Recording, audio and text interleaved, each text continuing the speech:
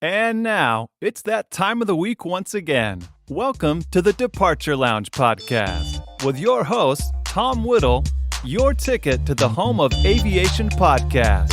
Sit back, relax, and enjoy the flight.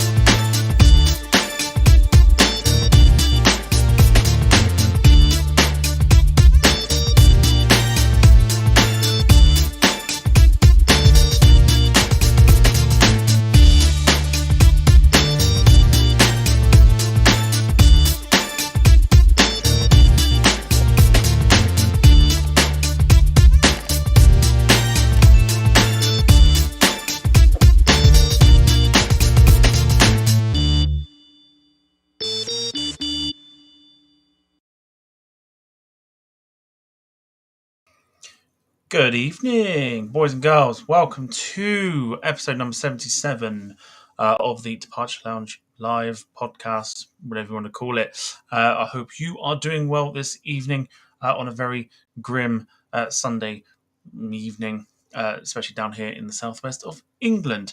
I hope you've had a fantastic weekend. We will jump straight into it. So my name is Tom Whittle, of course, hosting this evening.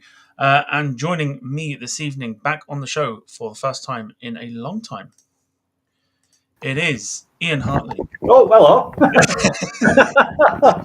Threw you off a little bit there, but yeah, you certainly did, yeah. Welcome back, obviously, to the show. You've been sitting in the background for most of it, but you are on here this evening. How are you? I'm very, very well, Tom. Yeah, I'm good. Looking forward to tonight's show. It's nice to be back. It's it feels a bit surreal, to be honest, but there we go. But yeah, it's good to be back. Is it coming across all right and everything? Volume and everything? Volume's good. I'm sure if it wasn't. Yeah, I'm sure if it wasn't, I'm sure people will sort of mention it in the chat. Yeah. But yes, how's your weekend been so far? Well, it's almost over, unfortunately. Back to work tomorrow, but it's been decent. Went to Manchester yesterday, did some shopping and what have you, and that's about it, really. It's about as exciting as my weekend's been. So, yeah, but it was good. I enjoyed Manchester. It's a nice place. Went down on train and saw for all the train enthusiasts out there. I know Clive Everly's in the chat now. He saw a picture of what I saw, and if I just click on the right button there, and it's not there. Oh, there it is. Yeah. So for all you train enthusiasts out there, we saw the Tangmere steam engine at Preston train station when I got back there, which is I think it was built in 1947. It's you call it a Battle of Britain class train or something. I'm not clued up on trains, so I had a quick Google when I got home. But it's been fully restored by, I think it was the train heritage place in York, and it's back taking people on little jollies around north of England, I suppose. So yeah, that was fantastic to see. Everyone likes a steam engine. Fantastic. Yeah. Very nice that's pretty indeed. much my weekend. Yeah. No, fair enough. Right, we'll keep you here because we are not just a twosome this evening. I'm not going to go into what I was about to say. I'll stop myself there. But we are also joined, and he's back for one night only. So if everyone can go, Judas. It is, of course, Steve Waldridge. I had the graphic. It's now gone. There it is. Yep. Steve's here. Steve's back again. Steve, welcome back to the show. Obviously, you're free this evening, so thank you for joining us. How are you? Yeah, all good. This could be the worst reunion since State started to tour in 2020, but still, we'll bash and see how it goes. But yeah, I don't think it's nice to be back on. It's a shame the overly upbeat, but we'll hopefully raise some awareness and what have you. All right, we will. We'll jump into that shortly. But yeah, so no, it's good. It's good to have you back. How's your weekend been? Yeah, no, busy. It's just taken up with these days. To be quite honest, the show's been on, unless it's flown over me where I've been. But I think the problem is, and as much as I love Bournemouth Fair Show, the effort that goes into it, after going to Riyadh this year, it's a little bit of kind of anticlimax in a sense. That's not to do it a disservice because it's very good on its own merits. Yeah. So Yes. other than that, just busy, you know. That's right. We've all been spammed in the chat by Jack and his pictures, so no need to go anyway. Yeah, exactly. Yeah. It'll keep him busy for the next 8 to 10 months, I would imagine, won't it? Absolutely. Yeah. Absolutely. Every panel with every Absolutely. plane. Right. That's it. Yeah, that's it. Right, let's jump into a little bit of housekeeping before we go into tonight's show. Excuse me. I've just seen the comment there. It's fine. Yes, let's jump into some housekeeping. So we are on social media, as you know. You can follow us on Facebook, Instagram, or Twitter if you want to keep up to date with the happenings of the show, or you want to get in contact with us about anything, whether it's about becoming a guest on the show or just quite literally just want to have a chat with us. You can do that via the socials, which are in the description below. We also have a shop which you could buy some merch from if you fancy doing that and supporting the channel. You can also check that out in the description below as well. Also in the chat also in the description as well. And we'll probably mention it quite a few times this evening. There is, of course, a petition to sign. Thousands of people have signed it. A petition to, of course, save our topic of conversation for this evening, which, of course, is the Cornwall Aviation Heritage Centre. Do have a look at that in the chat below, in the description below. Why do I keep saying chat? In the description below, and of course, be grateful to to you if you were to sign it, because it's a thing that's really near and dear to me, and obviously a lot of people here in sort of the southwest and mainly Cornwall. So if you could help them out and add your signature to it, that would be great. And of course, we're also in a Facebook chat too. I don't know why chat's on my mind. Facebook group as well, called the Departure Lounge Community Channel, which you can find on Facebook. So if you want to be part of that, do go and have a look, and we will get you into the group, because you have to request, and we'll get you in as soon as we can. And also, one lastly, I don't know what's wrong with my words this evening. One last thing. If you want to support the channel through Super Chats, it would be massively appreciated. Of course, you don't have to, but any Super Chats that are thrown our way, you may just get a little gift of maybe a little sticker as a little thank you to yourselves. So, as we mentioned, we'll go through everybody saying hello in a second, but we are, of course, talking about the sad news that we received this week of the pending closure of the Cornwall Aviation Heritage Centre.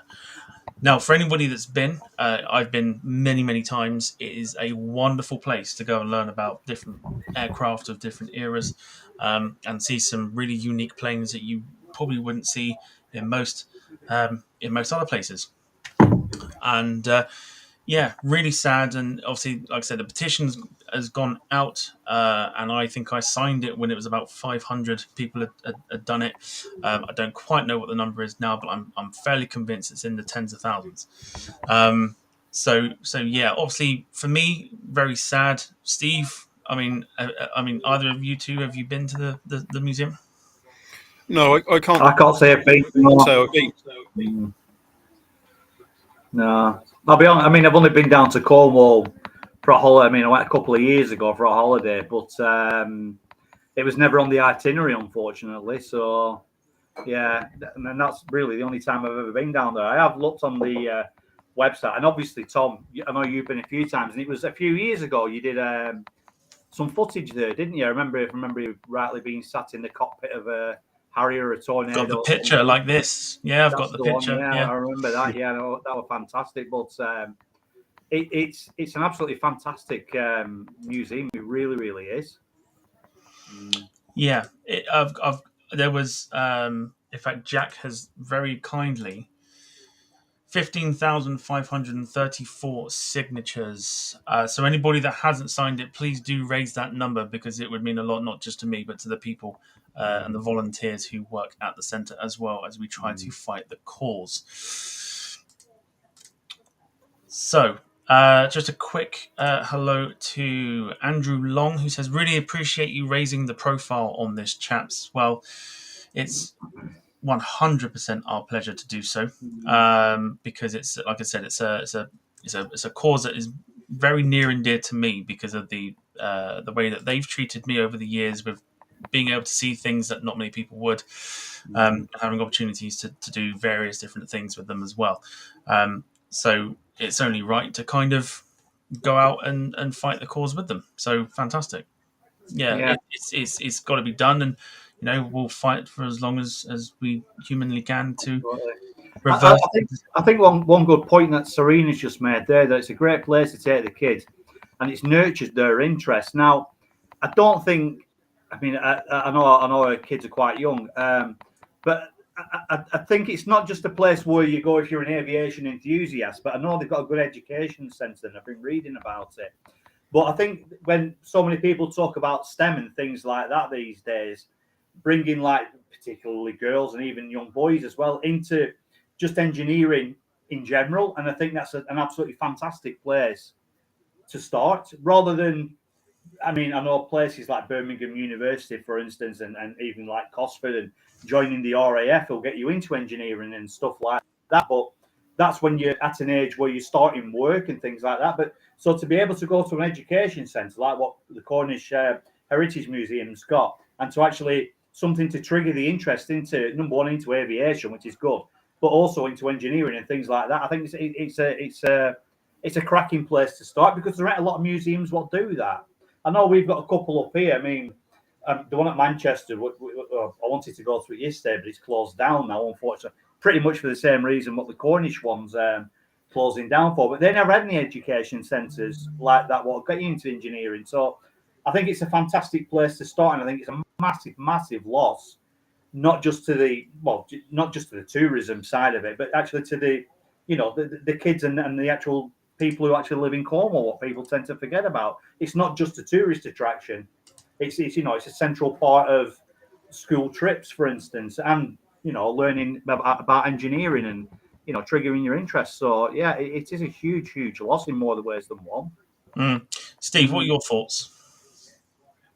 Yeah, no, obviously, Bournemouth Aviation Museum, and as Serena said, I think for youngsters, particularly aircraft up close, and I know the Cornish Museum does it, as does Bournemouth. You can actually get inside some of the aircraft and that, and I think it's a passion. It's all very well seeing aircraft in books or on YouTube, but to actually see the scale of them and be able to climb inside a cockpit and see all the controls and that, especially for youngsters, it engage an interest in that. And it's just, it's sad that all that years of history it is sort of hanging in over. It's just going to end up in a scrap heap, and it doesn't seem just, for sure.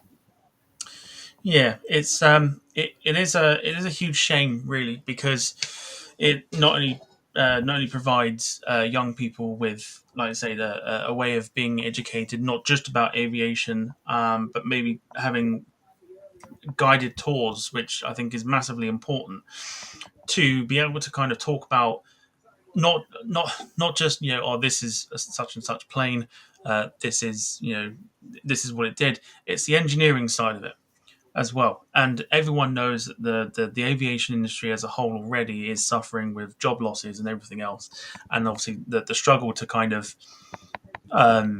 fill these, regardless to which sector it's in, regardless to whatever job it is, engineers, or even in like the airports, cabin crew, check-in people, etc.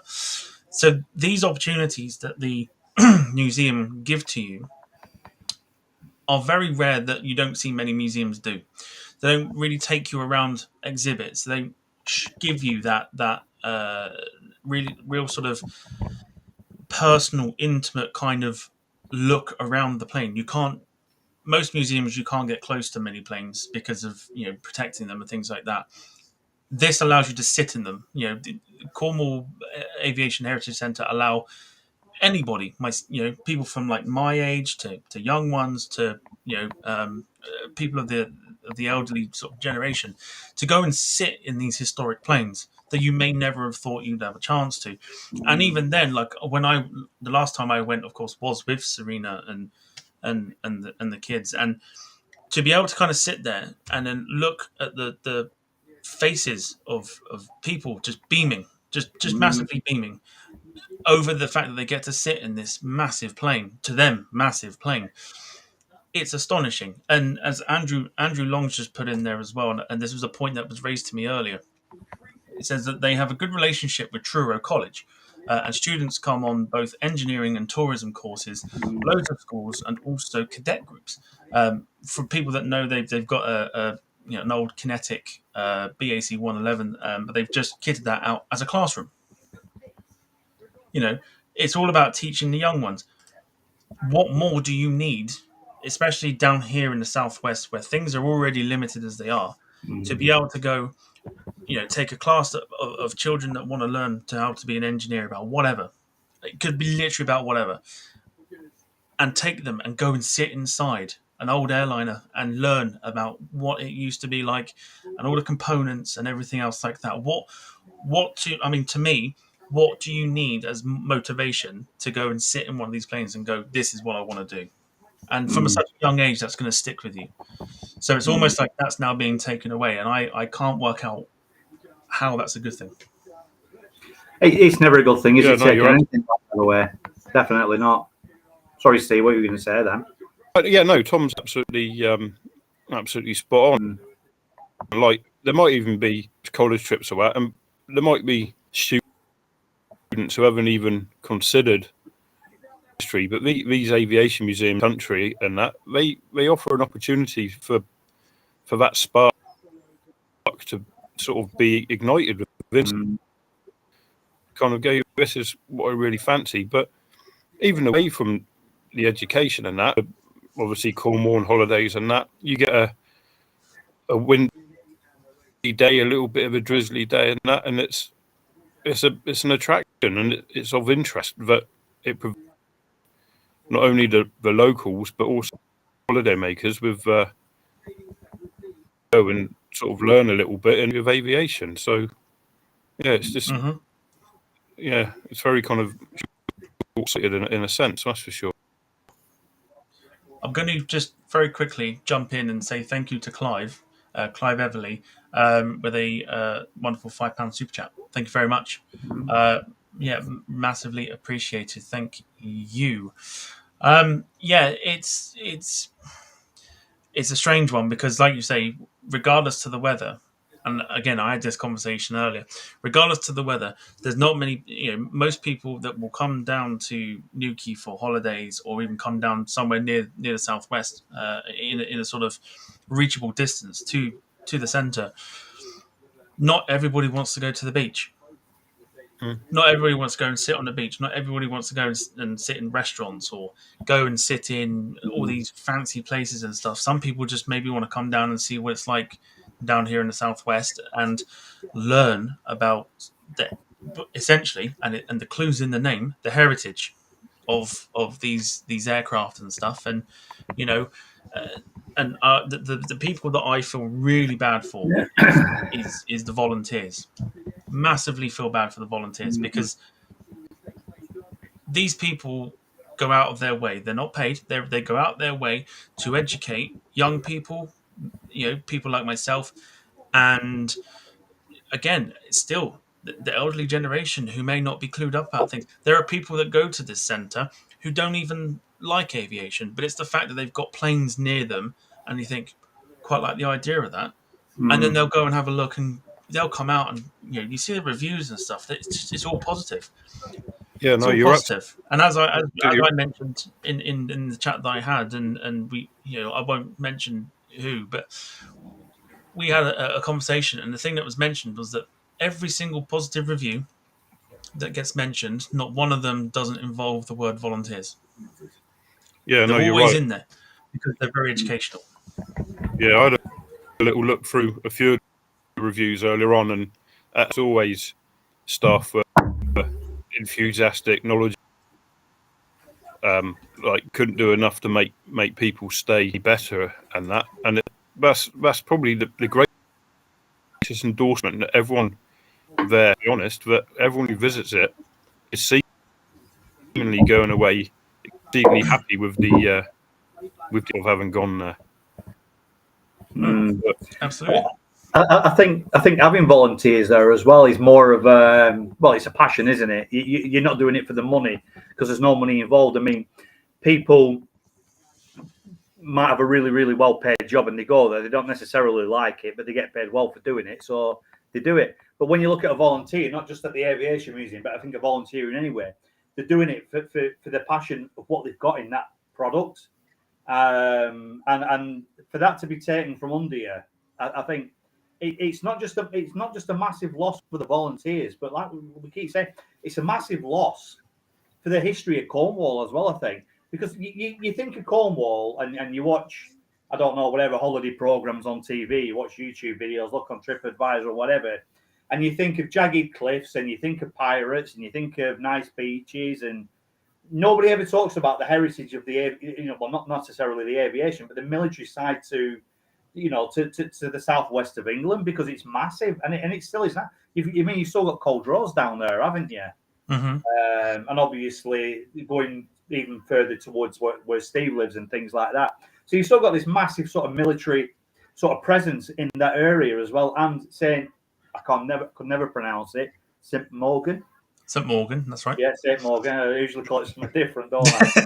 But, even that's got a massive military heritage attached to it as well. And for anyone to come along and just to pull the rug from under it and then just like totally dismiss it because it doesn't fit in with what people see Cornwall as nice sandy beaches and palm trees, and nice fish restaurants and things like that.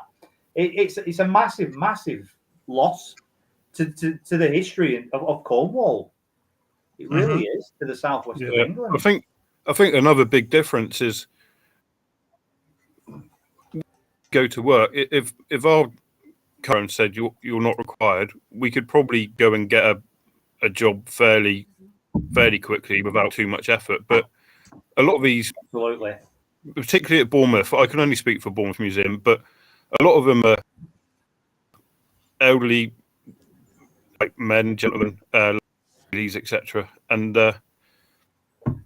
that's kind of their sense of they've retired and that's them. They're given a little bit back to the community. They're able to go out and sort of get a little bit back in that. And without, they're probably going to be at quite a loss of maybe what to sort of do with their time a little bit. And I think Andrew said down the way there, a lot of them are former service personnel. So it's a real shame. They've obviously had their entire lives sort of dedicated to aviation, and then sort of later years want to volunteer at a museum, whatever, and it's just the rug away very sort of suddenly and quite abruptly sort of away from it. Yeah, I mean, we'll touch upon more because, like I said, this is a thing that a lot of people. I mean, I'm looking at the comments, and the comments are pretty much backing what we're saying. But we'll just say hello to people that are here, just so we don't sound like we're forgetting them. So very quickly, Jack Rolls is there. So hi to APUs. WWNB Gaming says good evening. So hello to you. Haven't seen you for a while. Thanks for coming in. Jim Gemmell is there. He says evening, folks. So hello to you. Tian Hartley, of course, watching from the same room as Ian. So hello to you. Yeah, got a big thumbs up off it. Good. Julian Nolan says good evening, everybody. So hello to you. Rob Brown Plane Spotting, of course, live with us as ever. Saying good evening, troops. Hope you are all well. MaxJet TV Live asking me the question that seems to happen every week. Tom, just a question, mate. Are you getting new glasses? What happened to the others? No, I'm not getting new glasses because I'll end up losing them too, and I have no idea. Them if you want. Can you grab them? No. Michael Painter is there as well. I've seen his name pop up. So evening to you. I'm just going to run down and see who we've got. We've got Mike B. Hello to you. Clive Everly, of course, as we mentioned, who kindly did the super chat for us. Simon Carlton is there. I think it's during the introduction. Steve, you're breaking up. Sound better than ever. Yeah. Call him one shot because he'll take 600 photos when he goes out shooting to be in focus. Sue Lawson is there as well, and she says that she's signed the petition already. So thank you Fantastic, for doing that. Thank you so much.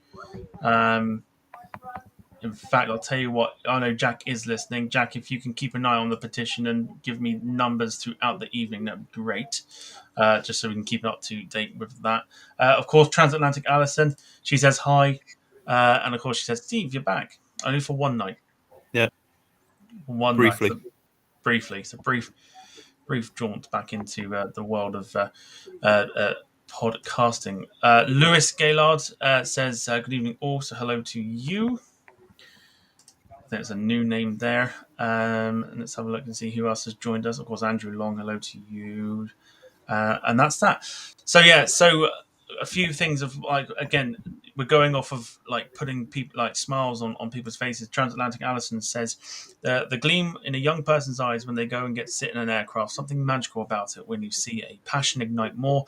So when it's something you're passionate about yourself. Yeah.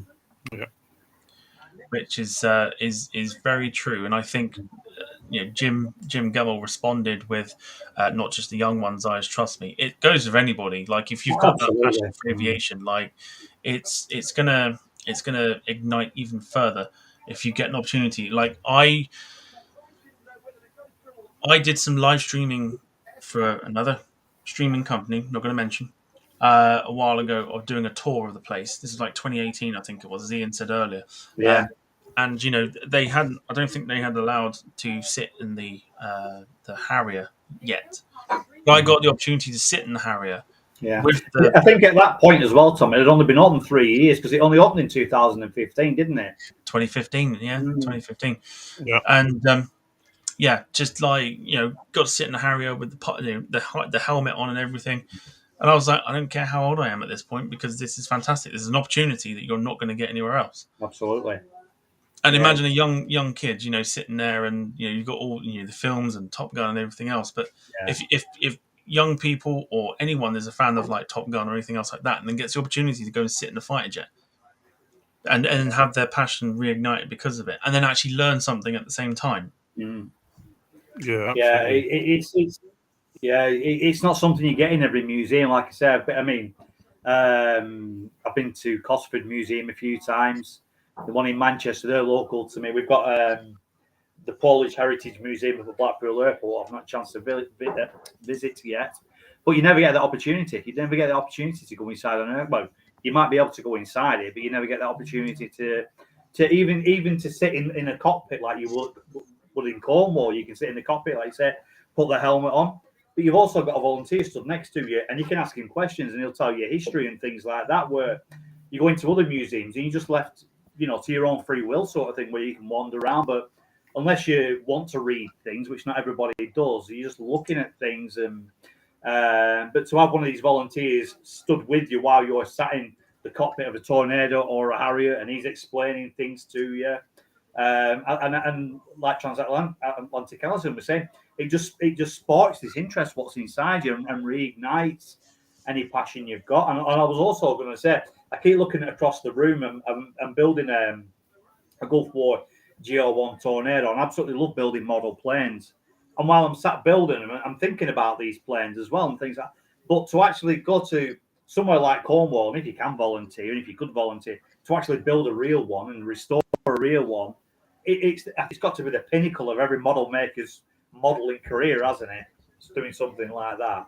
Yeah, you're never going to do something better than that. Yeah. No, and what's quite interesting is they have like I don't know quite. They've got like a massive case running most of the way in the hangar of a collection of models that have been built. I can't think what the guy's name. I'm sure somebody will. Somebody will mention it. From I think Andrew Long might mention it. But they're all built from this guy's personal collection, and there's hundreds of them. Yeah. And it's like whether it's even if it's model building or things like that, this place is inspiring people. And I didn't see it in there, but one of the last times I did go, there was a plane that had the Truro College sort of sponsored and stuff like that. If you're into aviation and you see things like this, you're going to go, oh, I'm going to go to Truro College and try and learn about aviation engineering or things like that, and then wonder how these things happen. And it's all, it's like a button, like a chain link sort of thing. Once one, or a domino effect. Once you get one idea of something, it's going to carry on snowballing into other different things. You're going to see this plane from Truro College and go, well, I can learn about this from Truro College. Go to Truro College and then get this idea for wanting to do aviation, then learning about aviation, and the next thing you know, you're working for a company that's you're engineering, Airbus or Boeing aircraft. I might be just totally way out here, but the James May thing sprung into my mind. Was that down that way? He built Remember the when James Spitfire, May did didn't build he? a Spitfire or something? Yeah, he built. Was that anything to do? I might just be totally off piece to there totally. You'll have to repeat that. That just came into my mind then, and I think we are researching it. I don't know where. You'll have to repeat that. Google it. Hey? Repeat what you said. Oh, was it breaking up or something? No, I didn't quite catch what you said. Oh, right. No, I was saying about the James May Spitfire, what he built. It was a few years ago, and when we were talking about building planes and things like that, and colleges getting involved, he did get a school or a college. So it's quite vague in my mind, but I'm sure it was down. I don't know whether it was southeast or southwest where he got involved, but it was down that way, definitely somewhere. We'll let Steve Google it. I think Steve will probably find it through Google. But yeah, it's one of those opportunities. The Aviation Heritage Centre that doesn't come around, and I can't remember who mentioned it. But I think it might have been. I'll just see if I can find that comment. There you go. Lewis Gaylord saying the museum is integral to Cornwall and the Southwest. Aside from the FAA Museum at Yeovilton, the Cornish Aviation Heritage Centre is the only dedicated museum in the Southwest, which is true. Yeah, no, absolutely. And in a way, but that Airfix full size Airfix Spitfire James May built ended up in Cosford near Tower. That's where that is. So neither southwest or southeast. No, bang in the middle. Bang in the middle. I guess from Preston south, and Telford is south from him, so. Yeah, no, that's fair enough. I can't tell if are you back? Yeah, I'm back. Oh, that's fine. That's fine. So a couple of things here. I know Lynn Keeble, here we go. She put, my son is 7, he has special needs, and he is obsessed with wanting to do a parachute jump and planes. If we were down that way, we would visit because it's something he'd be able to cope with. There you go. So it also helps out with, it almost like fulfills dreams as well, to kind of, once you've had a taste of sitting in a plane or things like that, who knows what what other dreams it could inspire, sort of thing. Yeah, that's it. It is strange. I'm just trying to say loads of comments. Andrew Long, again, massively appreciating the information that he's putting into the chat this evening. He says, Friday is maintenance day, and there's a crew who turn up rain or shine to work on the aircraft. It's a challenge to keep the aircraft in good condition, plugging leaks and fighting corrosion. That's just a sign of dedication that these people are providing for the museum. Immensely satisfying, I would imagine, when you're. I remember at Blackpool Airport when they had the Vulcan there. Used to have it as a gate guardian, and it just somebody bought it in the end. I don't know where it ended up, but it was just left to rot. And a lot of these aircraft in these, I know there was even at BAE at Salisbury, they used to have a Mark 1 Lightning, and they used to have a Canberra as gate guardians as well, and they ended up having to scrap them because they were just sat there and they were just left to rot.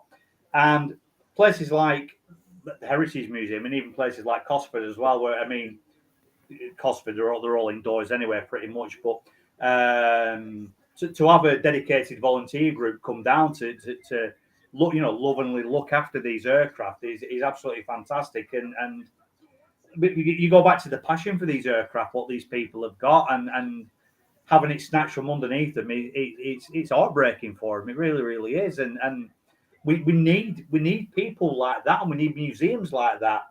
Not necessarily, well, obviously in Cornwall, but we need them dotted around the country to remind us of. I mean, we all go to an air show and we all see the Battle of Britain fly past, for instance, and things like that, and it reminds us of bad times, really, of what have gone in the past. And then these museums, we need to keep these places to jog our memories as well, not just necessarily to give us something to look at and to sit inside and play with buttons and things like that, but we also need it for our own history, to remind us of the country what we live in, and the history we've got with aviation and air forces particularly. That's what I think. Yeah, I think the human cost is the worst aspect of this, whether it's the volunteers who spent the last working tirelessly to put on a great exhibition, or whether it's the students or guests visiting and that. But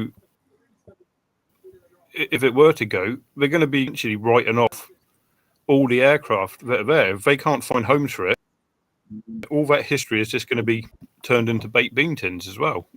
It's not as big as the human aspect, but it's also all that history is just going to be sort of dead, which is also just a travesty. Yeah, and I think the thing that people might not know at the same time is not only do they obviously have a collection of aircraft that have been donated to them, but they also restore aircraft as well. Again, Andrew Long providing us with some information of current restoration projects include a Vampire that's coming together nicely and a Pembroke as well. So they restore aircraft as well, and there's a plane in there, and God help me because I don't know my sort of planes from beyond sort of 1960s backwards. When I went there for the first time, they were restoring it. Now it's been restored and people can go and sit in it. Can't think for the life of me what it's called, but it's fantastic, and they're adding to it every time. They've now got like a Nimrod, simulator cockpit and a real cockpit from an actual Nimrod and stuff that you can look at and things like that. They've got so many different exhibits and things like that now. 2 tornadoes that turned up that I had the wonderful privilege of witnessing turning up on the back of lorries, as in kit form, that no one else could have a look at. Well, I was there, providing it for people that were even not in the area, and I'm just there filming by myself. I'm the only one there, but even before it opens, they allowed me the access to go and watch these tornadoes being built. Oh, yeah. And then I go and see them, and I'm attached to them because I'm part of that process. So to see them potentially, I think they said because the tornadoes and I think the Hawk as well are owned by the MOD, I think, so they won't get scrapped. But it's like it seems like such a waste when you think about the amount of time and effort that the people there, again, volunteers, are putting into restoring all these aircraft that have got such a history. They're not, half these aren't replicas; these are like originals. Putting so much effort into restoring them back to what they should, how they were, making them look pristine, making them look presentable for the public, to have a look at and get some really good photos of and things like that. And there are some really good photos out there that people have taken from the museum. For all that to go to go is just I can't wrap my head around it. Again, more of an educational standpoint. From a Cornish Council point of view, they're the ones who are in effect evicting them, sort of thing. They've obviously got something in the head, haven't they? What they're going to replace the museum with? There's something in the pipeline, isn't there? What we're not privy to now, whatever that is.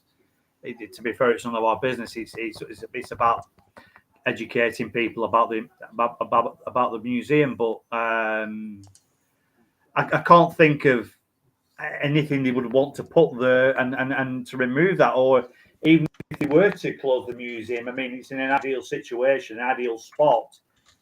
Could they not? Would they not consider moving it?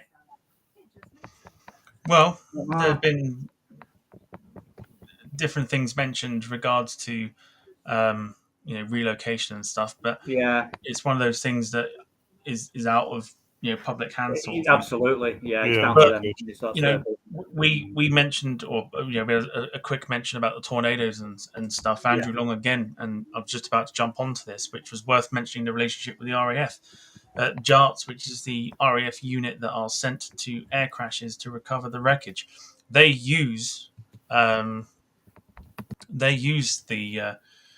VC-10s, and I was being told today that they dug a hole and put the BAC 111 in it, so it's tilted as if it's stuck in mud, sort of thing. And these people are on site like right now, not potentially right now, but they were on site today to do their training from many different countries as well. So they're losing a vital part of training as well because of the fact that you've got this opportunity with big planes like the VC-10 and the BAC 111 to be able to train these people to potentially save lives at the same time. Absolutely, yeah. I think it just goes to show as well that I mean, as a tourist, for instance, you go down there and just think it's a nice museum and somewhere to take your kids for half a day. If it's like Steve was saying before, if it's a bit drizzly or a bit cloudy, it's a bit of a change from the beach. But obviously, October to March, when there is no tourist season down there, the museum serves other purposes, like we were saying about the education earlier for the local colleges and the local schools, and it's not just day trips for kids; it's education for colleges, but also it's educating and it's training proper. It's training RAF crews and rescue crews and things like that how to, like you said, deal with these serious incidents. And without places like this, how else are they going to get the training? Exactly. So, yeah, exactly. The actual the knock-on effect from closing somewhere like that, it just isn't a loss to tourism. It's a loss from tourism right up, right up to I don't know. I mean, you could even say fire brigades and police and ambulance people and obviously RAF crews and these these crash agencies who look after these types of incidents. It's got a massive impact. It really, and I don't think we sort of take into account the other people involved in these types of places. It's not like I say, it's just not tourism. It's massive, isn't it? It's a very broad spectrum of people who benefit from that place being there. Oh, absolutely. And again, and again with I'm not just single-handedly picking out comments from Andrew Long, but obviously with him volunteering there, JARTs regularly come down and run training exercises, including digging tornadoes out of holes in the ground, and even lift the VC-10 right up off the ground. It's cutting edge stuff. Absolutely, yeah. And it's something that I would, love to be able to see. And again, with the thing that they loaned them the tornadoes on the understanding they can come down, crash them, and then recover them. Yeah. Wow. I mean, my garden's not the biggest in the world, but if they are struggling, I've got room for one.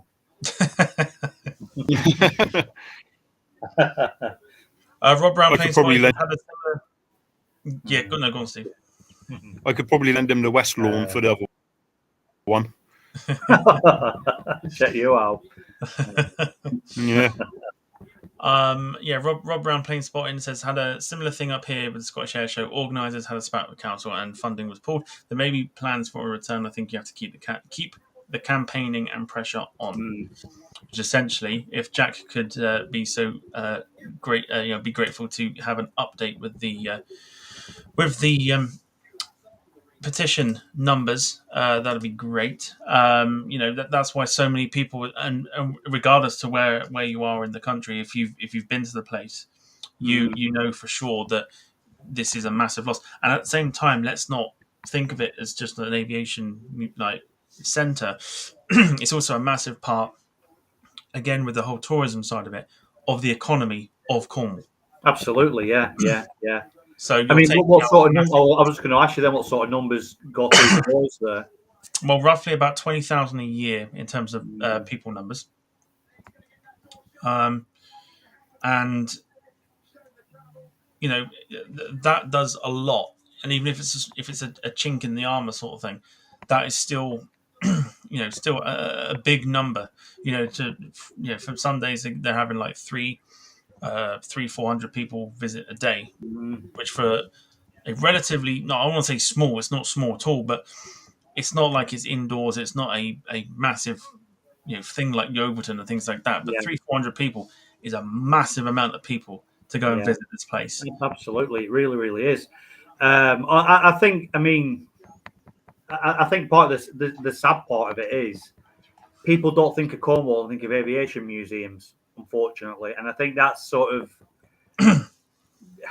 I don't want to put a downer onto it or anything like that, but I think because it's not part of what people see Cornwall as, I think that's sort of got something against it, if that's the right way of saying it.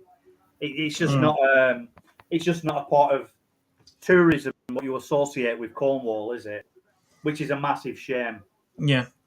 Quick update for the petition numbers from Jack. He said earlier that it was 15,534. Well, right now we are at 15,640. Yeah. So there'll be people that aren't watching this that have signed it. So we'll say thank you to them. But if you're one of those that are watching and you have signed it, it helps people like Andrew, who is apologising for waffling on. Don't apologise at all. No. He says, we're so passionate about the place and are doing all we can to raise the profile. The petition is a great way of pressuring the council. Absolutely. That's why I've signed it multiple times. Ian? Your trips there, Tom, how long would you go for? Like, how long would it take you to get around everything and have a real good look at everything? I go around it at least 3 times. And I say at least 3 times. Because, again, I said this earlier to one of the guy I was speaking to. You are made to feel so welcome.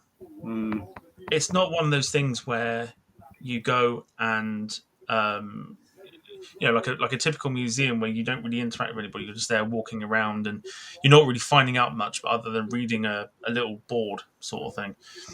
Whereas you go to the Heritage Centre and this is all off experience. This is not buttering up. This is not anything. This is all purely experience. You are made to feel so welcome, and they will tell you bits of information even if you don't ask them. But it's a good thing because they're passionate about it. Absolutely, yeah. So therefore, you then engage with them. You engage with the volunteers, and you can see that this means a lot to them. And you can see that, most of these people, like most of the volunteers there, some are of the the elderly generation and stuff, and this may be the one thing they do that week. Maybe one day a week they volunteer. This may be the one thing they do this week, and you're making their day by turning up and listening to them talk about their stories. And it's the same with anybody else. Anybody else that volunteers there, no matter who it is, they're educating people, and people are leaving with more knowledge than when they walked in. Yeah, no, and that's not through reading boards. Yeah. That's not through reading boards. So if I'm there, like when I was there before, I think I was there for about 5 hours. It also seems like, the museums I've been to in past, it's quite stiff, and it's don't touch that, don't touch that, don't touch that, don't touch that, don't go near that. But this seems to be totally opposite, where they're encouraging you to touch things, they're encouraging you to sit inside, they're encouraging you to flick switches and press buttons and things like that, where it's more like a playground, isn't it? It's a place where you enjoy going rather than a place where you look at some stuffy artifacts, what you can't go near or you can't touch or anything like that. It's a place to create memories. Interactive. Yeah, it's a place to create memories where a father can be taking a picture of his son or daughter in the cockpit of a hunter, or sitting in the very cramped cockpit of a Canberra. How often are you going to get an opportunity to sit in the cockpit of a Canberra? With the unique entry that you have to do. Like I struggled to get in, if I'm honest, because it was so new. But yeah, it once you're inside it and stuff, it's you immediately think about the plane, and you immediately think what it's like to fly the plane and things like that. There's a real skill players have. Again, I can only say places I've been. We managed to deliver in such a way that it's not someone who's got a vague interest would still be able to understand exactly the function of stuff as well as like a full-on AVG. It's a real kind of string in the bow for these places that they can deliver information in such a way that it's not overbearing in a foreign language. And I dare say Cornwall equally do that very well in such a way that child would be able to understand Canberra, whatever, like exactly the same way as would be able to understand the way the information. And I think that's a real kind of selling point to a lot of these museums, the way information's delivered. I think that's what they're doing. I think, like you say, Steve, they can deliver information to an 8-year-old lad who's got absolutely no idea about anything technical in aviation, but then a 50 or 60-year-old ex-pilot could even come up to these people and still learn things from them as well. And I think that is, like you say, it's the passion these people have got. And to be fair, I bet some of these people would never ever be replaced or would be irreplaceable because I bet people just don't have that kind of knowledge anymore. Unfortunately, well, no, particularly as Andrew said, industry their entire careers, but on any of the exhibitions that they've flown in would be absolutely unparalleled. You can't train that information. No, it's such a shame. It really is. Yeah, it's one of those. I'm just grabbing some pictures that I'm being sent at the moment, which I can show off. But yeah, so it's a massive massive shame, and I think people that have a fond association with it, whether it's Andrew or whether it's the volunteers that have been hit so bad by it. Everybody knows, even them, the people that have signed the petition. Everyone's going to be fighting tooth and nail to the very end to make sure that this educational centre for not just older people, younger people, whoever, av geeks, non-av geeks, etc., stays where it is, or at least finds a new home, because losing the centre would be well, you could almost say a tragedy, really, because you're losing the history. Yeah, because you're losing the history and even if it is just a small, like I say, chink in the armour, you're also losing that economical side, which will benefit Cornwall over the next God knows how many years.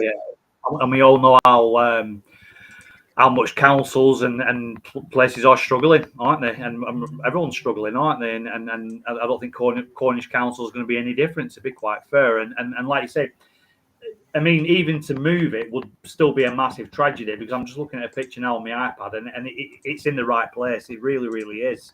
I mean, it's on the grounds of Newquay Airport, so you could be literally walking around. And this happened when I was last there. The airport was due to be very, very quiet, and then we had a nice guided tour inside a Vickers Varsity that was there, and all of a sudden heard this great rumble, and I thought, what's that? So I looked at flight radar. It was a C-17 doing circuit training. Yeah, it's fantastic, isn't it? So how often are you going to get an opportunity to see the RAF, aircraft training, circuiting and things like that, and be right next to an airport? I mean, granted, it was busy on that day, and it normally is, but the surprise of a C-17, like everybody stopped to watch this C-17 take off as Absolutely, well I when bet it it finally did. departed. It stayed for a bit and then departed. So, it's it's very unique. It's very, very Yeah. unique as a place. Very, very unique. Just the Yeah, intro yeah. where you can send you photos. How can I say yes? So, I'll tell you what the best way to do it. Oh well, one of the social medias, I think. Yeah. Let's go for. I He don't know, says he's got some either. crackers, but I think it's a bit early for Christmas pictures. Never too No, early. no. I've been watching Elf. I've been up watching Elf since June. Andrew, if you want to send some pictures, anyone of Facebook, anyone of Facebook, Instagram, or Twitter, you can get the link in the description below for either one. If you want to send them through, we'll get them onto the screen. Yeah. But yes, I was so going to ask these were. Tom as well. Sorry. Oh, I, no, go on. I was going to mention the cafe and the shop because you're wearing some of their merch at the moment, aren't you? I am indeed. There you go. So, Wonderful little T-shirt. I thought I'd buy, and Yeah. proudly wearing it this evening. I shall proudly wear it for not literally all day, but I will proudly wear it for as long as I can. if But you could give me a rate the the pasty while you're there. do you know I didn't do rate the pasty, but actually I'll tell you what, I did have a pasty and it was lovely. It was very 10 nice. out of 10. Yeah, but I'll leave the takeaways and rating takeaways to other people. But but yeah, the cafe and the shop. The one thing that sticks out to me in the shop is the shop itself is very well laid out. It's very well laid out with toys, t-shirts, anything else like that. Serena will vouch for you, vouch for what I'm about to say. Is that I bought her son a Red Arrows flight suit, and you're not going to find things like that anywhere else, like No. flight suits and things like that. And again, it's that sort of, whether it's like your toy planes or model kits and things like that. There was one there of a Hercules which I wanted to buy, but I knew I wouldn't have the patience to build it.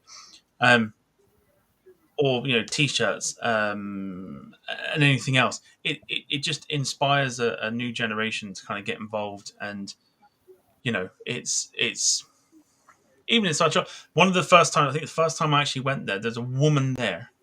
I can't think what her name was. But I had a chat with her, and I think it's her father flew Shackleton, I think. Mm. Not the one that's currently as a gate guardian, but flew the Shackleton. Can't think who she is. And I'll have to go through maybe one of the old live streams there. But you it's not just the volunteers that have these stories. It's the people that are serving you behind the tills, and everything else. All these people have got stories Was that the lady who works in the cafe? I think you're telling me in about the her. shop. Yeah, and it was in the shop. Yeah. Yeah. It rings a bell. That. Yeah, I remember that. Yeah. Yeah, in the shop. Yeah, and just absolutely fascinating. Just fascinating beyond belief. Just you sort of get shocked by it and you go, didn't expect that sort of thing. So you're always leaving with more that you've learned than you actually did when you came in. Yeah. Some pictures that were sent to me just now, which I'll show up on screen for anybody that doesn't quite know what the place looks like. They also do classic car shows and things like that. But there's a little indication on the screen of the fact that you can indeed, you know, uh, sit in the aircraft there. You can see the steps leading up to the Hunter, which I believe is now on the other side, on the airfield. Not the airfield, but it's on the other side of the thing there. And in the background as well, you can also see the Varsity. If you guys can see that. Oh, okay. Yep. Let me just. I'm getting sent more pictures at the moment. Just bear with me whilst I do that. Have they ever done night shoots there? Oh, do you know what? I wanna say they have. Mm. I'm convinced they have, because I think I was supposed to go to one but backed out in the end. Right. Yeah, I love some of these older jets with with the backlit night shoot type lighting. They look fantastic. You've got sort of insights here as well of aircraft that you can get really good. I think this is one of the Nimrods. Yeah.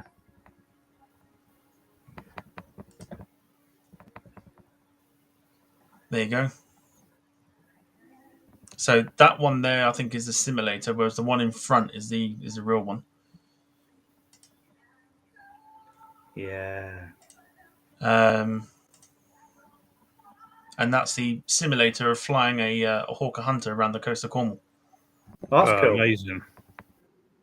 Yeah. Newly, I can't think if that's been there for that amount of time, but it's relatively. I haven't seen it there, so I'm going to assume it's probably new. And then more to the outside pictures. I think that's the Hawker T2, I think, or T1, one of the two. It's a training aircraft, but that's how close you can get to it. You can literally touch. Oh yeah. It. Yeah.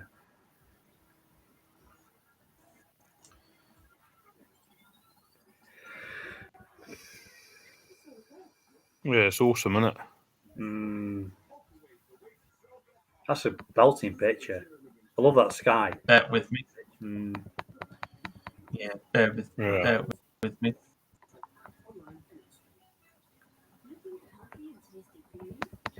Yeah, Shiny 2 1912. I built that with a different livery though.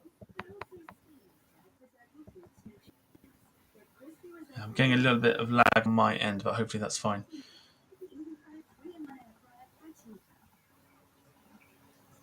You guys can still hear me? Yeah. No problem. Yeah, we're all good. Yeah, that's right. I'm getting a slight bit of delay then, but that's fine. So yeah, so not only do they have the proper tornadoes, they have the largest sort of model collection in the Southwest, as I mentioned earlier. Wow.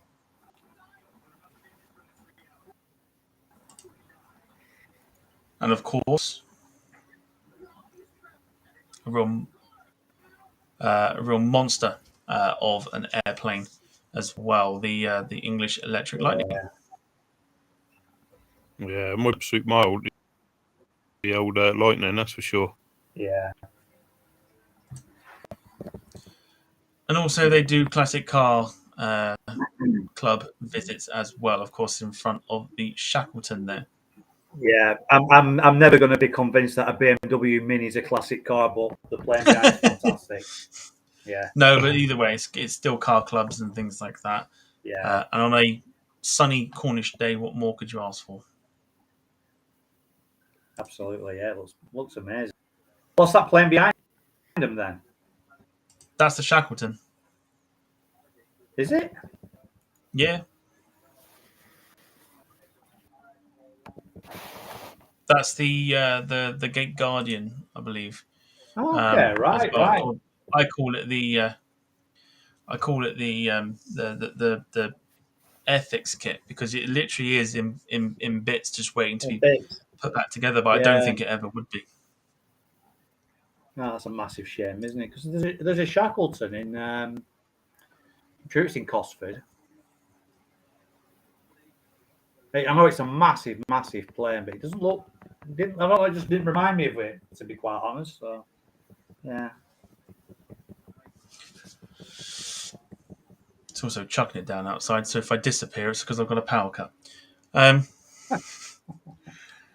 Andrew Long again. As well as civil aircraft, there's been loads of exotic aircraft coming to Newquay, all sorts. I can vouch for that. There is a couple of, I say a couple, there was one Norse Dreamliner sat in storage waiting to be delivered. Sometimes it goes out on test flights as well. I know a couple of people have reported seeing a Norse Dreamliner, and I'm still yet to see it. And of course, we've occasionally had the European Air Cargo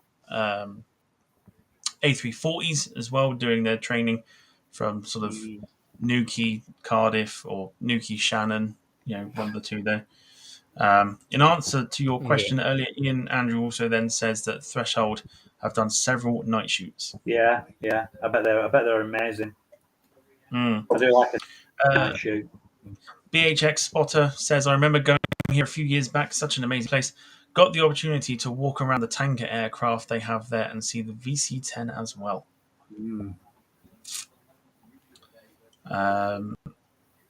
Jim Gemmell, more interested in the BMWs.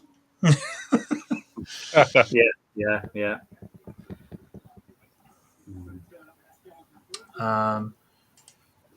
But yeah, it's just it's a massive shame, really, that it's sort of come to this. But I think a lot of people will fight for it and hoping for a positive outcome. But there are things lined up between myself and the centre, so there are things to come as well. So you don't want to particularly miss that because it's going to be quite interesting. So if you're new around here, I'll just throw this in there. If you're new around here and you aren't subscribed to us, do help the channel out. We are 6 subscribers away from 1,300 subs. So if you want to help us out and get us to that before we end this evening, do so. We would be very grateful indeed. Andrew saying about the sim, it's new and it's also very popular. I bet it is. Yeah, well, fantastic. Yeah. I wanted to go on it when I went last time, but there was a huge queue. Yeah, I can imagine. I think everyone loves the sim, don't they? Yeah. Yeah. Also, didn't want to show everybody I've up seen with my your amazing efforts, mate. flying skills. Yeah. Yeah, you break it, Tom. Yeah, maybe. I've seen your landings on sim. I've seen yours. Mine on landings. Yeah. Well, I don't want to be doing that. But it's to do with the economy sort of side of things, it would massively hurt it in such a way, especially because it's not one of these places that's really struggling for visitor numbers. It does really, really well, and today I was told that they were very, very busy today. Despite the fact that it has been raining today, and and things like that. So a lot of people can't understand why, but we have our own opinions in regards to it. We'll be doing a number of things to do with the Heritage Centre over the next sort of weeks and months,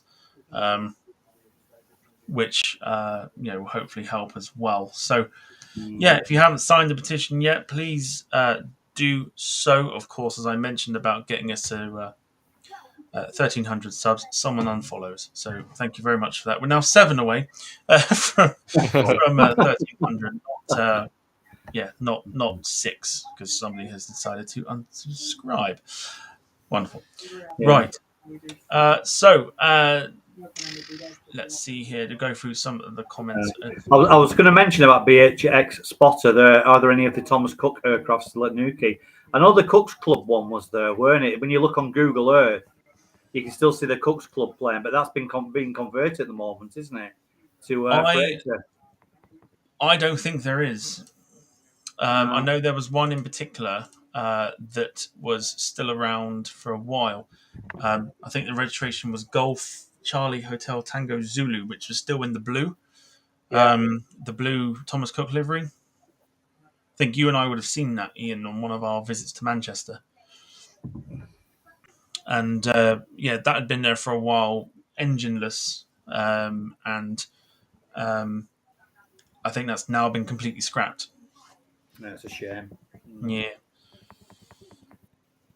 Yeah, now completely scrapped. I think some of the other A321s have probably moved on to other airlines. I couldn't tell you who. No. But it's a fascinating place because, like I say, with not just the museum and stuff, you've also got the scrapping side of it, which is literally right next door to it, and of course you've got the active airfield itself.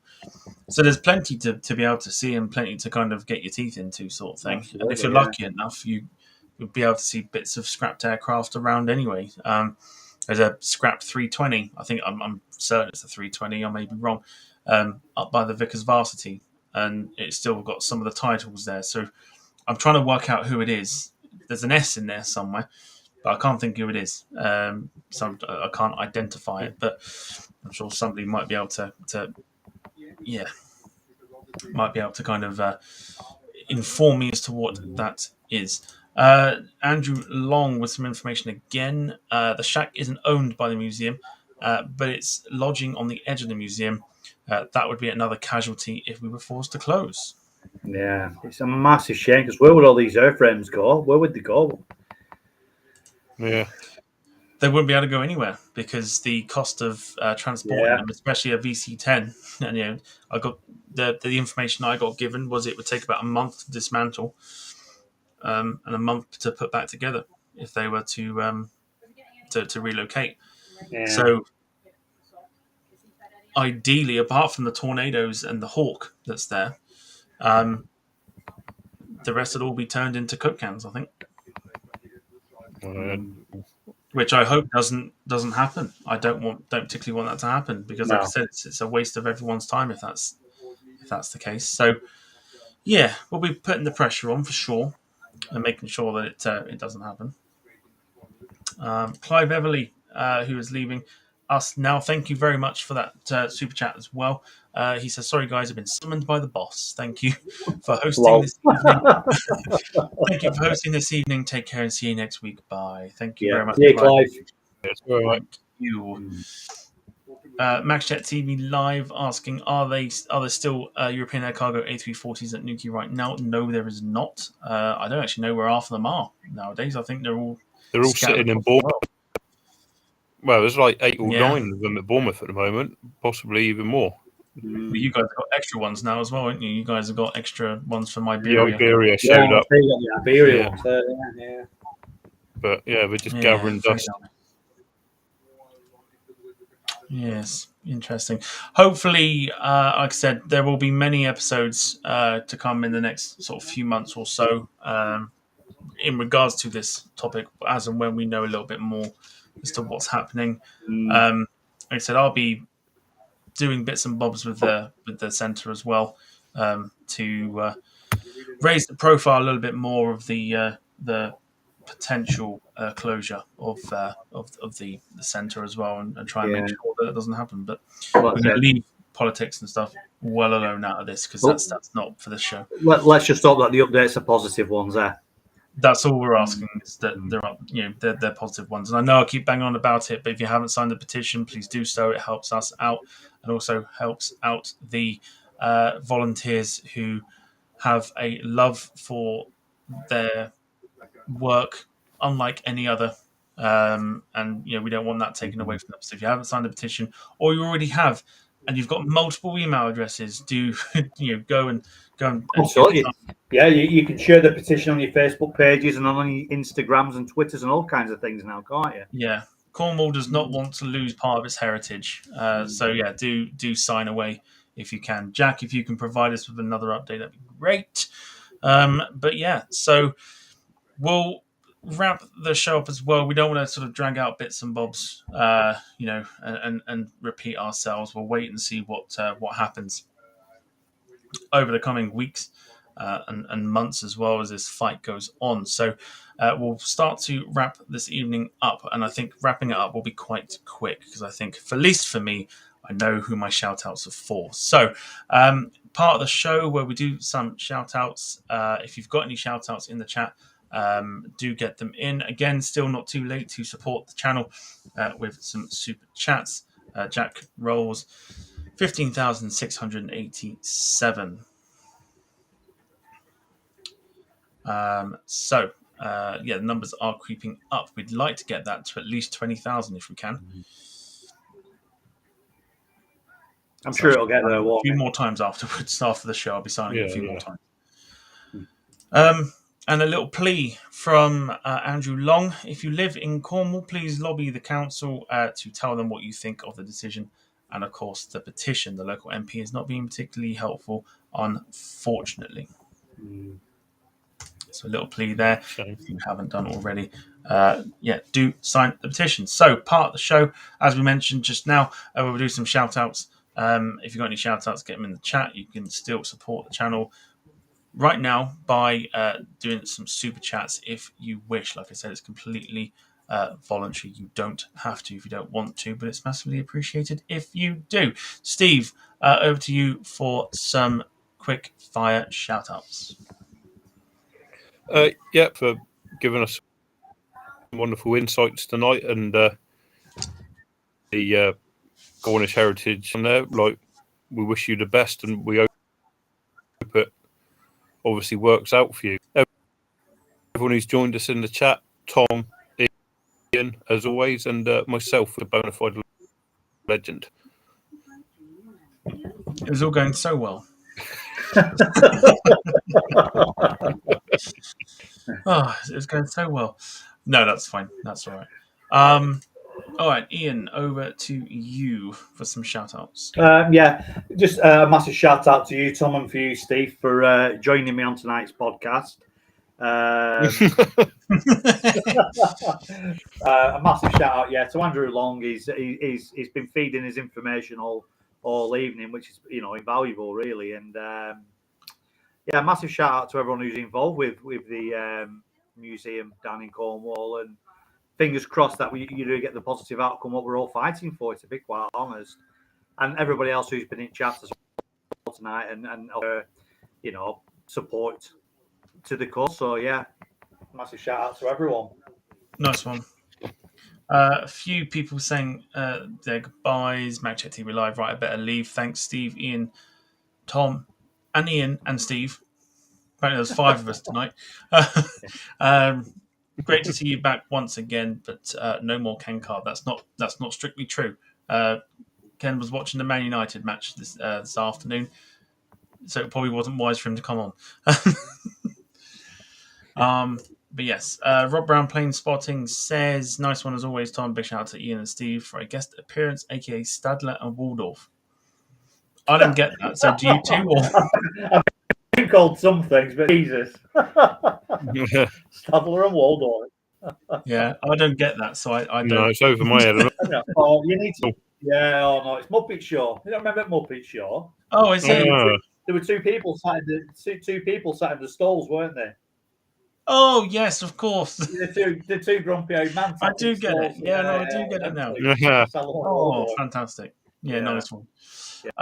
Steve's the bold one. Andrew Long, bit more info. The smaller aircraft could be moved at a huge cost, but the bigger ones will bite the dust. He needs to head off now, but thanks for thinking of us. The fight will continue. Yeah. Indeed. Thank you very much for the information, and we will, of course, continue to fight with you as well. But yeah, obviously thinking of you and the volunteers at the centre. Quick fire shout outs from me. You're not getting a mention for that. Are you still laughing at the fact that you two are the grumpy old guys from the Muppets? Comment. Oh, cracking show, innit? The one a bit further down. And the one above, which is thank you to Steve Plens. With a Z. Tom, and the guy with the pink top on. That's me. Yeah, that's your father. You shouldn't be saying the guy. Yeah. What if it was that good? Oh, I don't know. Quick one from Serena Riley, of course, one of our moderators there, saying a huge shout out to the Cornwall Aviation Heritage Centre for all the inspiration they have given and their hard work from the volunteers. Here it's hoping we can change the future for them, see them stay put. Here is to, I'll drink to that. So quick shout outs, Ian, for stepping in this evening, as contributor. It's been wonderful having you on. I think people have been quite happy to see you back. Same with you, Steve, for your one night appearance. I feel like I've got to do the walk of shame after this, but appreciate you coming back on again this evening. And I think finally to everyone that's been watching this evening and everyone hitting us with a lot of info, of course, Andrew Long for doing that as well. And anybody else, I'm not going to. Jack Roll's crying about VAR. It's happened to us all. So shout out to everybody that's been watching and commenting and showing love for the centre. Even if you don't live down here in Cornwall and you've never been, the support that the centre's had is far beyond anything that I would have expected myself. And to see so many people wanting to save it is really heartwarming, as it's something that's really near and dear to me. So, massive thank you to you all. And, of course, to the volunteers and all the Absolutely. higher ups at the centre itself.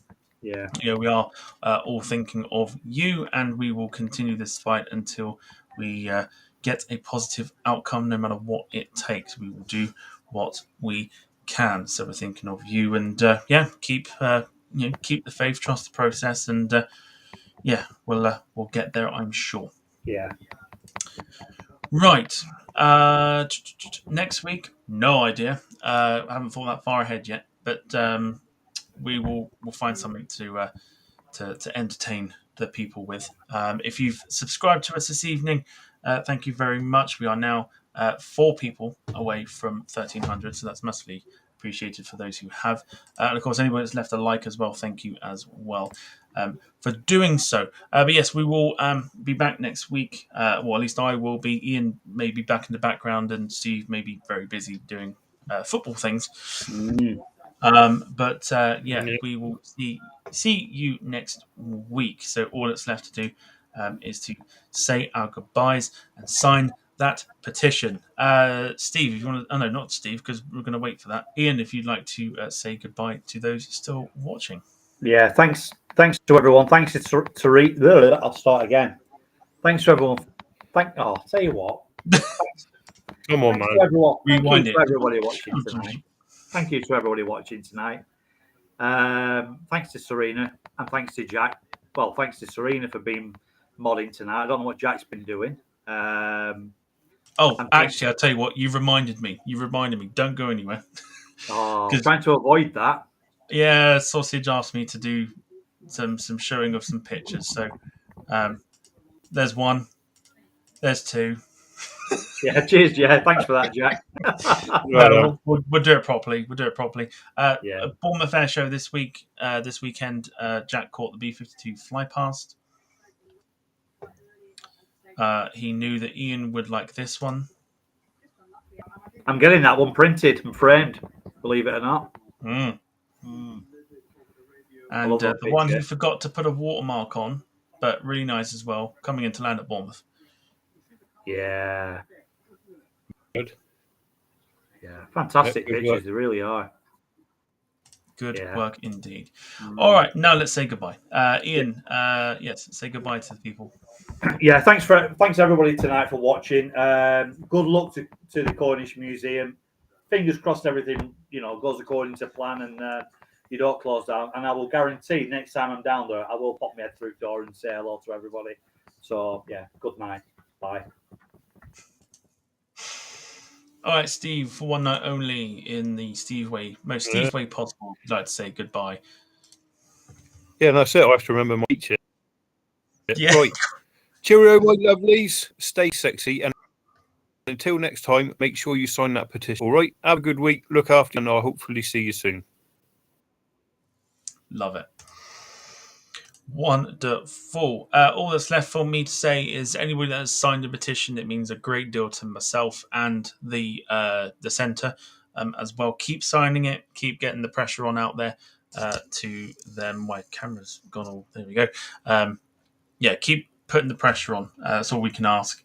And hopefully we get a positive outcome. Next Sunday, 7:30 p.m. UK time. Keep up to date with what we are doing for next week on our socials in the link in the descriptions. I'm doing it now. In the description below for the links to the social media sites that we are on. So, have a fantastic week. Don't do anything I wouldn't do, which of course is not much. And see you next week. Take care, everybody. Bye.